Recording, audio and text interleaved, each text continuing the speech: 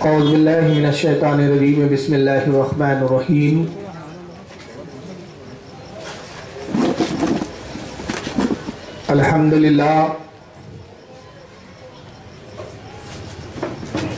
الحمدللہ رب العالمین والعاقبۃ للمتقین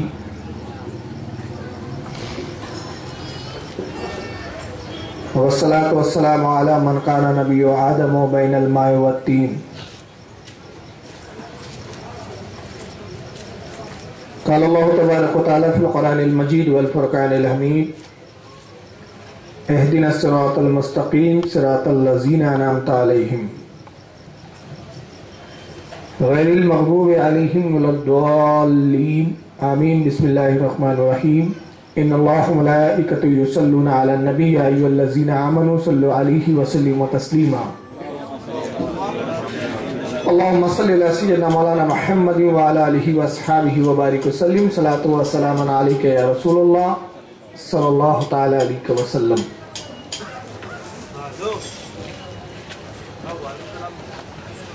گزشتہ ہفتے فرقہ اہل قرآن کے تعلق سے کچھ باتیں آپ کے گوشے گزار کی گئی تھی، اور گزشتہ بیان میں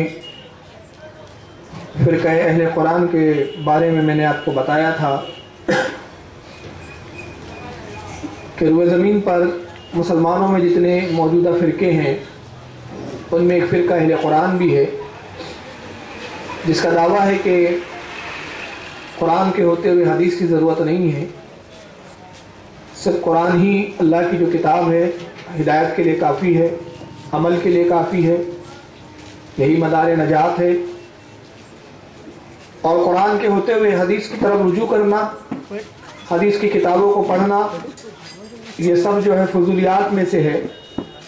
چنانچہ فرقہ اہل قرآن حدیث کا قائل نہیں ہے اور حدیث کو نہیں مانتا۔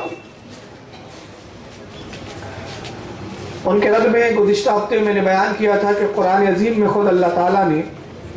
اپنے نبی صلی اللہ علیہ وسلم کی حدیثوں پر عمل کرنے کا حکم دیا ہے۔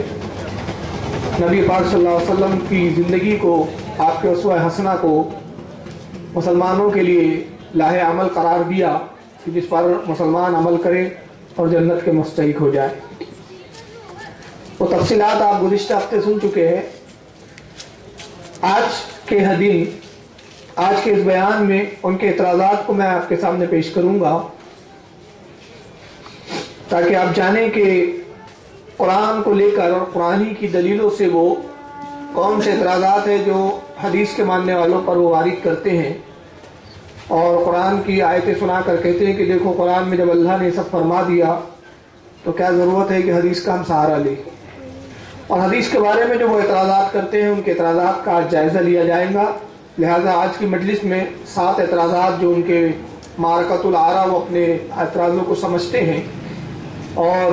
بڑے چن کر جو اعتراض انہوں نے جمع کیے وہ کل 7 ہے، پھر باقی ایسے جو چھوٹے چھوٹے ہیں کہ وہ اس لائق بھی نہیں ہے کہ ان کو ہاتھ لگایا جائے یا اس کا جواب دیا جائے۔ 7 اعتراض آج میں نے ایسے آپ کو سناؤں گا اور اس کے جوابات کہ جس پر فرقہ اہل حدیث کے بڑے بڑے علامہ اور علامہ دہر کہلانے والے انہی اعتراضوں کو گھولتے ہیں، اور انہی اعتراضوں کو سنا کر وہ لوگوں کو حدیث سے منحرف کرتے ہیں۔ چنانچہ اس فرقے کے ماننے والے آج زیادہ تر پاکستان میں اور ہندوستان کے بھی کچھ علاقے میں پائے جاتے ہیں، ناگپور میں تو بہت کم ہے یہ لوگ، اور چنانچہ ان کا یہ کہتے ہیں کہ قرآن پڑھو قرآن پڑھو، قرآن میں سب چیزیں ہیں۔ لہٰذا اپنے دلائل میں اس بات میں جو چیزیں پیش کرتے ہیں، میں نے جو ان کی کتابوں سے پڑھا اور ان کے جو مولویوں کے بیانات سنے، انہی کے دلائل میں آج بیان کروں گا اور اس کا رد کروں گا جو وہ دلیل دیتے ہیں اپنے عقیدے کے، باطل عقیدے کے تعلق سے۔ چنانچہ ان کا پہلا اعتراض جو میں آپ کے سامنے پیش کر رہا ہوں، قرآن عظیم میں سورہ نحل ہے اور پارہ نمبر 14 ہے۔ سورہ نحل کی آیت نمبر 90 ہے، 89۔ اس میں اللہ رب العزت ارشاد فرماتا ہے وَنَزَّلْنَا عَلَيْكَ الْكِتَابَ تِبْيَانًا لِكُلِّ شَيْءٍ۔ اللہ ارشاد فرماتا ہے اور ہم نے تم پر اے محبوب یہ قرآن اتارا، ہر چیز کا اس میں روشن بیان ہے۔ وَهُدًى وَرَحْمَةٌ وَبُشْرًى لِلْمُسْلِمِينَ، اور ہدایت اور رحمت ہے اس میں اور بشارت ہے مسلمانوں کے لیے۔ سورہ نحل کے اندر اللہ نے ارشاد فرمایا ہے کہ محبوب ہم نے آپ پر یہ قرآن اتارا، اور قرآن ایسی کتاب، ایسی عظیم کتاب کہ جس میں ہر چیز کا روشن بیان ہے۔ اس آیت کو پڑھ کے وہ کہتے ہیں کہ قرآن عظیم میں جب اللہ نے خود ارشاد فرما دیا کہ محبوب ہم نے آپ پر یہ قرآن اتارا اور اس میں ہر چیز کا روشن بیان ہے، روشن کہتے ہیں کھلے ہوئے کو، ظاہر کو، تو جب ظاہر ہے، کھلا ہوا ہے وہ بیان، تو پھر کیا ضرورت ہے کہ ہم قرآن کو چھوڑ کر حدیث کو لیں؟ ہر چیز کا بیان قرآن میں موجود ہے، ہر چیز کا ذکر قرآن میں ہے، اور بے شک یہ عقیدہ ہمارا بھی ہے کہ قرآن کے اندر اللہ نے ہر چیز کا ذکر بیان کر دیا ہے۔ ہم بھی اس آیت پر ایمان رکھتے ہیں اور اعتقاد رکھتے ہیں، مگر اس دلیل سے، اس آیت سے وہ جو دلیل پکڑتے ہیں تو وہ دلیل ان کی بنتی نہیں ہے، جو کہتے ہیں کہ یہ آیت معاذ اللہ ثم معاذ اللہ ہمیں حدیث سے مستغنی کر دیتی ہے، حدیث کا ہمیں محتاج نہیں رکھتی۔ تو اسی آیت میں جواب چھپا ہوا ہے کہ جس آیت کو یہ اپنی دلیل بنا رہے ہیں اور جس آیت کو دلیل بنا کے کہہ رہے ہیں کہ قرآن ہر روشن چیز کا بیان کرنے والی کتاب ہے، لہذا ہر چیز کا جب بیان ہے تو ہمیں حدیث کی ضرورت نہیں ہے، اسی آیت میں ثابت ہوتا ہے کہ ہمیں حدیث کی بھی ضرورت ہے، اسی آیت میں۔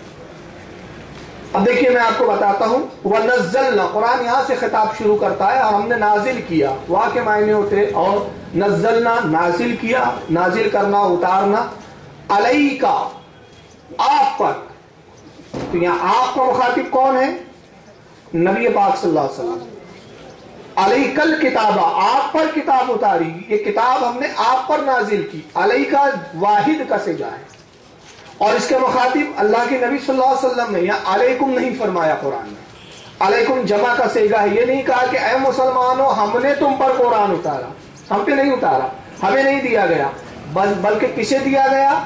نبی پر اتارا۔ علی کا یہاں واحد کا سیگا استعمال کر کے، نبی کو مخاطب کر کے اور نبی کی ذات کو مخصوص کر کے قرآن یہاں خود اعلان کر رہا ہے کہ ہم نے قرآن اپنے نبی پر اتارا، لہٰذا تمہیں قرآن فہمی سیکھنا ہے، قرآن سمجھنا ہے تو ہمارے محبوب کی ہی سہارے سیکھنا پڑے گا، کیونکہ نازل ان پر کیا۔ میں اس کی ایک مثال دے دوں، مثال بہت چھوٹی سی ہے۔ ایک شے ہے میرے پاس، مثال کے طور پہ یہ سمجھ لیجئے کہ میرے پاس ایک بہت بڑا خزانہ ہے، میں سمجھانے کے لیے کہہ رہا ہوں، اتنا بڑا خزانہ ہے نہیں، حالانکہ ایک مثال دے رہا ہوں، میرے پاس بہت بڑا خزانہ ہے جس میں ہیرے ہے، جواہرات ہے، میں بہت امیر کبیر ہوں، میں بہت پیسے والا ہوں، بہت روپیے والا ہوں۔ میں نے ہزاروں لوگوں میں سے ایک شخص کو بلایا، اور اس شخص کو بلایا جس سے میں بہت محبت کرتا ہوں، جس کو میں بہت چاہتا ہوں،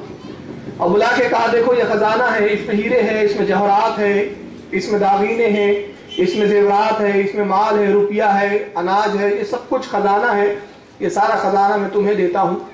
یہ میں نے تمہیں دے دیا۔ تو اس کا کیا مطلب ہوا؟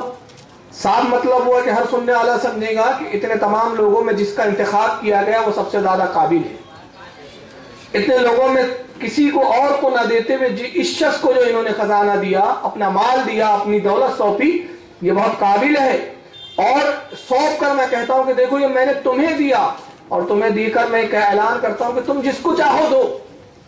تو اب مانگنے والوں کو چاہیے کہ کیا اس شخص کے پاس جائیں کہ جس کے پاس وہ خزانہ ہے، کہ بھائی فاروق بھائی نے تو آپ کو اختیار دیا ہے، آپ کو مختار بنایا ہے، آپ کو اس کا مالک کر دیا ہے، مجھے اس چیز کی ضرورت ہے، مجھے عطا کر دیجیے۔ یہ تمثیل ہے۔ اللہ فرماتا ہے ہر چیز کا روشن بیان کتاب میں ضرور ہے، مگر یہ کتاب ہم نے ہر کسی ایرے گہرے پہ نہیں نازل کی، جس پر نازل کی اس پر نازل کی جس سے ہم سب سے زیادہ محبت کرتے ہیں، جس سے زیادہ ہم سب سے زیادہ پیار کرتے ہیں، جو سب سے زیادہ پوری مخلوق میں ہمارے نزدیک عزیز ہے، جو سب سے زیادہ ہمارا محبوب ہے، ہم نے اس پر کتاب نازل کی اور ساری روشن بیان اس میں لے دی۔ تو اب جو کچھ بیان تمہیں سننا ہے تو اسی نبی سے تمہیں لینا پڑے گا۔ تو یہ آیت خود اس بات پر دلیل ہے، علیکہ نے اس بات کو واضح کر دیا کہ نبی پر اتارا گیا تو قرآن سمجھنے کے لیے ہمیں نبی کی ہی خدمت میں جانا پڑے گا۔